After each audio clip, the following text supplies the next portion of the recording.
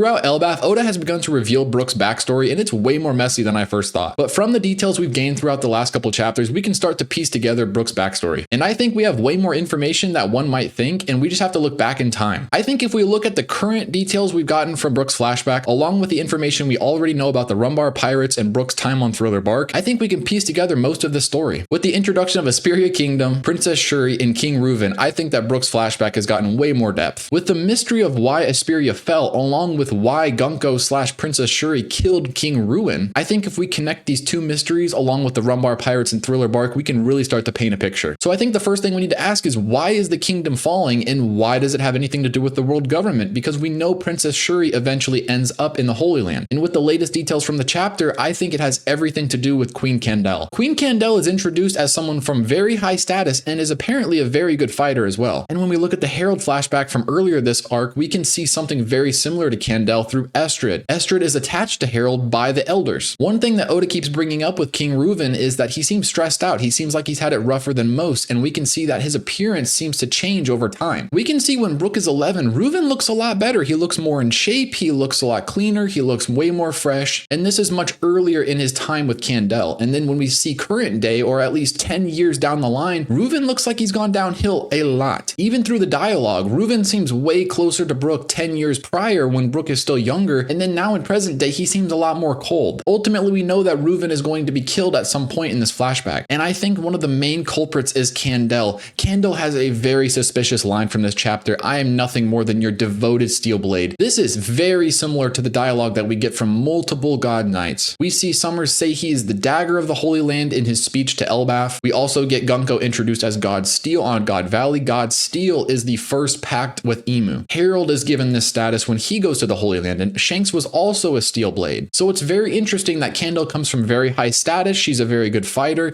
and she's also speaking just like the God Knights. So now when we look full picture, we know that Esperia falls at some point, and we know Gunko is captured by the world government, so those things probably have a connection. Also, Brook knows about the God Knights when realistically he shouldn't know about them. Most people don't know about them. It's almost like Brook has ran into the God Knights before. And when we look at the details from the flashback, Brook is infatuated with Candel. Candel is also one of the stars of Esperia. She's a very prominent figure, yet Brook doesn't bring Candel up one time in present day. It's almost like something happened to where Brook has wrote her off as well. One of the big details that I think can really put a big twist on this flashback is the fact that Candel came before Gunko. If I'm saying that Candel is a plant from the world government and that they were eventually after Gunko, because Gunko is the thing that they really take at the end of this flashback. They kill the king, but they take Gunko. But Candel came before that. So if Candel is a plant, why is she there if Gunko is the main purpose? Well, that's because I think that Gunko wasn't the main purpose. Gunko was just a side effect of this entire operation. If Candel was a plant, she was more than likely a plant for the throne of the kingdom. Reuven is slowly deteriorating over time, possibly because of Candel. And Candel is the queen, and she is loved by the entire kingdom. So if Reuven ends up dying, it would be Candel who would probably take the throne of the kingdom. So I think it's possible that was the goal the entire time, and then once Gunko was born, that was just another side prize that they were able to get. If Candel is a Holy Knight, I think she could easily make it happen to where Gunko gets sent to the Holy Land and is put under a pact of some sort. We know that Gunko goes to the Holy Land at some time. I don't know if that's after she kills the king, or maybe she goes to the Holy Land, gets her pact, and then comes back and kills the king. In the latest chapter, Brook was talking about the fact that Gunko could have multiple personalities, and the fact that you could have this evil personality take you over. It's almost like he's reminiscing of the fact that Gunko might have been showing something like that in the past. Maybe Brook met Gunko in the past after she killed the king and she was already taken over by the pact and was displaying signs of being evil through Emu. Kind of like Herald in the throne room with Loki, he keeps switching out of his nice personality and his evil personality. But if Candel was attached to Reuven before Gunko was even a thing, why was she even there? If Candel is a plant from the world government, what is she even doing in a kingdom like this? Well, I think we can just look at God Valley, because what was Garling doing on God Valley? Garling didn't even know God Valley was home to the Davy clan at the time. Garling was out doing his normal missions and his normal duties, and he was out here having children with random people on islands. He was trying to recruit God Valley onto the world government side. He was trying to get them to join the world government, and then at some point he finds out that they are the Davy clan. Also through this conversation with the Gorosei, we learn that they were already committing the hunting games before God Valley. So it's possible that these God Knights, they get sent out to these kingdoms, these unaffiliated kingdoms. They try to get them onto their side. They have children with their people, and then they capture them at some point. We know that Garling kills the mother of Shanks and and Shamrock and tries to take them back to the Holy Land, just like Candel possibly does with Gunko? What if Candel was sent to Esperia because they were unaffiliated and the whole goal was to get them onto Candel and the world government side? It's possible at some point Reuven just wouldn't give into it, so Candel forces Gunko onto the world government side via a pact, and then they kill the king. Candel is already loved by everybody, so she gets to take it over. I think it's very possible that there was a God Valley-like incident on Esperia, and the reasoning behind this is Thriller Bark and the Rumbar Pirates. At the end of Thriller Bark, Brook buries all of his comrades from the Rumbar Pirates onto Thriller Bark, and he says that Thriller Bark originally came from our homeland in the West Blue. Brook has one homeland apparently, and that is Esperia. When we look at a map of Esperia, it is just a small circular island. It doesn't look to be very big, and it has a giant palace in the direct center. This looks a hell of a lot like Thriller Bark. It looks like the circular Thriller Bark island with a giant castle in the middle. Yes, it's not one-to-one. The harp isn't there in Thriller Bark and stuff like that, but things could have deteriorated over time, and if there was a God Valley-like incident, things could have gotten destroyed. I think one of the big questions is, how did Moria even come across this fucking island? Where did he come across a, abandoned Esperia? If there was a God Valley-like incident on Esperia and it ended up abandoned at the end, this could be why Moria has so many zombies on Thriller Bark. They're all the leftover remnant bodies of Esperia. A couple things that could poke some holes in this is the fact that Brook knows that Thriller Bark is Esperia. I don't know how he knows this. Also, the fact that Brook is mad at Gunko for killing the king. He's not mad about, an entire nation's genocide. He's not mad about the entire nation getting God Valleyed. So I think if Brook knew that it got God Valleyed and it was taken over by Moria, I think we would have known a little bit more about that. I think he would have said more than just, oh, you killed the king. That's why I think that Esperia just took a new ownership under Candel, and Brook probably just left the island. Maybe the world government just gave it to Moria after he became a warlord, because we really don't know what happened after he left Wano. But when Brook leaves Esperia, it's very interesting that he joins with Yorkie. Yorkie is also from the West Blue, and his entire theme of his crew is around music. It's possible that we're going to be seeing Yorkie in this flashback at some point. Maybe he's some type of other commander in Esperia, something like that. Brook buries all of his comrades on Thriller Bark and says that this is